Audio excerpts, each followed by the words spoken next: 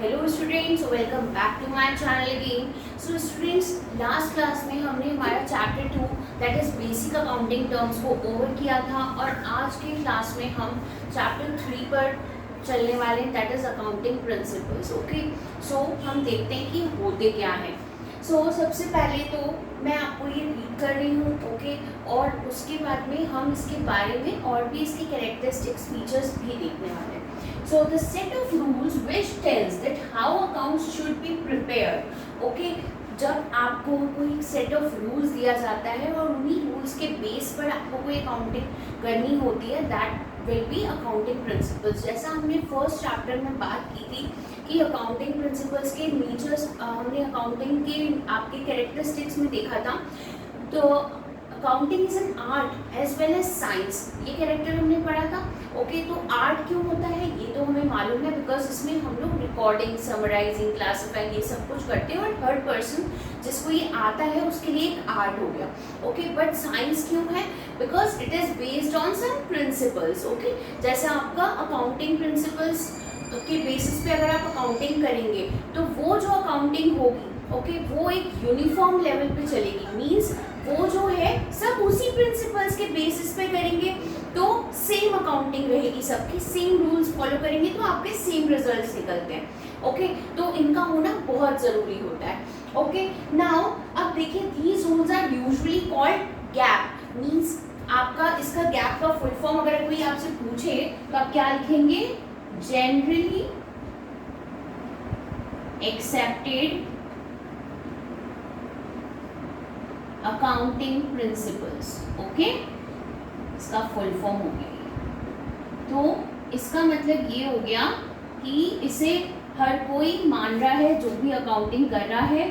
Okay, so these are generally accepted accounting principles. Okay, so now अब हम चलते हैं नेचर एंड कैरेक्टरिस्टिक्स पे, या फिर फीचर्स कह लीजिए, सेम थिंग है। Okay, so they are uniform set of rules. Okay, means हर जगह सेम आपके यूनिफॉर्म लेवल पे ये चलते हैं।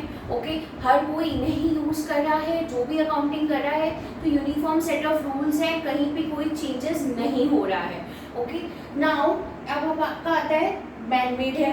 भाई कभी ये लेबोरेटरी टेस्टेड नहीं होते, जैसे आपने साइंस में जो हर चीज़ लेबोरेटरी टेस्टेड होती है, तो भाई ये ह्यूमन बीइंग ने आपके मनी मेड है, सॉरी मनी से रिलेटेड है, तो क्या हो गया? ये मैन मेड हो गया। ओके, लोगों ने अपने एक्सपीरियंस के हिसाब से किसी रीज़न दे करके, किसी लॉजिक दे करके ये प्रिंसिपल्स बनाए हैं कि अगर आप ये लॉजिक लगाएंगे तो आपका ये प्रिंसिपल रहेगा।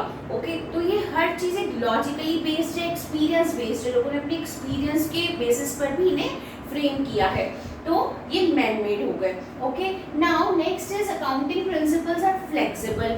अब भाई ये फ्लेक्सिबल भी होते हैं क्योंकि गवर्नमेंट पॉलिसीज, बिजनेस पॉलिसीज आए दिन चेंज होंगी, तो हमें उनके अकॉर्डिंग हमारी कुछ चीज़ों में फ्लेक्सिबिलिटी लानी पड़ती है। हम एकदम रिजिड नहीं रह सकते अपने बिजनेस में, तो कभी कभी हमें उन्हें चेंजेस भी करने पड़ते हैं ताकि हमारी जो अकाउंटिंग है वो एज पर रूल्स भी हो और हमारा जो चेंज ऑफ टाइम है उसको भी कंसिडर करते हुए हम उस अकाउंटिंग को डन करें। ओके, तो ये फ्लेक्सिबल होते हैं, they are not rigid at all. Okay, now they are generally accepted, जैसा कि हमने अभी पढ़ा कि भाई ये जनरली एक्सेप्टेड है, लोग इसे ही एक्सेप्ट करते हैं जनरल लेवल पे, यूनिवर्सल लेवल पे नहीं होते।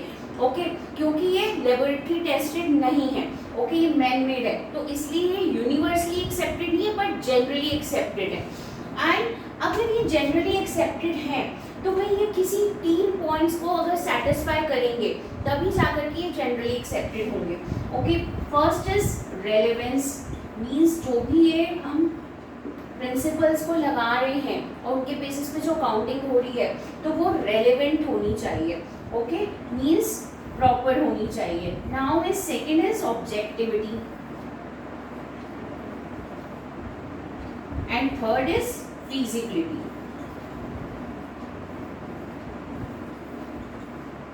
अब ऑब्जेक्टिविटी से क्या मीन्स है कि आपका जो भी आप अकाउंटिंग प्रिंसिपल्स बना रहे हैं, जो भी अकाउंटिंग कर रहे हैं ना, वो एक तो पर्सनली जो भी आप बायस्ड होते हैं, जैसे अपने पर्सनल जजमेंट्स पे बेस नहीं होगी। ओके, तो फ्री फ्रॉम, ये होगी फ्री फ्रॉम पर्सनल जजमेंट्स। जो भी ये इंफॉर्मेशन को फर्निश कर रहा है वो इसमें अपना फायदा नहीं देख सकता है, कोई पर्सनल जजमेंट या कोई पर्सनल बायस वगैरह होकर के कोई ये डिसीजन नहीं ले सकता। ओके, तो ये बिल्कुल फ्री होते हैं इनसे। Now next is feasibility. अब फीजिबिलिटी मीन्स पॉसिबिलिटी होता है, ओके, कि अगर ये प्रिंसिपल्स आप अप्लाई करेंगे तो ये तभी अप्लाई करते हैं, ये तभी पॉसिबल हो पाता है जब ये किससे फ्री होते हैं, फ्री फ्रॉम अनड्यू कॉम्प्लेक्सिटी। भाई इसमें कॉम्प्लेक्सिटी ना हो और कॉस्ट, जो कॉस्ट है वो अगर आपकी ज़्यादा आएगी तो आप वो प्रिंसिपल को ऑब्वियसली नहीं फॉलो करेंगे, बिकॉज हमें इकोनॉमिकली भी सोचना होता है। जब भी हम कुछ चीज़ें अपनी कोई भी प्रिंसिपल्स को हम लोग फॉलो करते हैं, अपने अकाउंटिंग बनाते हैं उसके बेसिस पर, ओके, अकाउंटिंग करते हैं, तो हम पहले ये दो चीज़ें भी देखेंगे कि उसमें कोई कॉम्प्लेक्सिटी ना हो, आगे जाकर के कुछ कॉम्प्लेक्स ना हो जिससे हमें प्रॉब्लम सॉल्व करने में मतलब सॉल्व करने में ही प्रॉब्लम आए, ओके, या फिर आपकी कोई अनड्यू कॉस्ट वो उसमें लग रही हो, क्योंकि हमें इकोनॉमिकली सोचना होता है तो हम कॉस्ट को सबसे पहले देखते हैं। जैसा हम जानते हैं कि मनी सबसे इम्पॉर्टेंट पार्ट होता है, ओके, तो कॉस्ट और कॉम्प्लेक्सिटी भी नहीं होनी चाहिए उसमें ज़्यादा, ओके। तो ये 3 पॉइंट्स अगर सेटिस्फाइड करेगा तभी वो प्रिंसिपल आपका जनरली एक्सेप्टेड होगा। Understood? Thank you so much.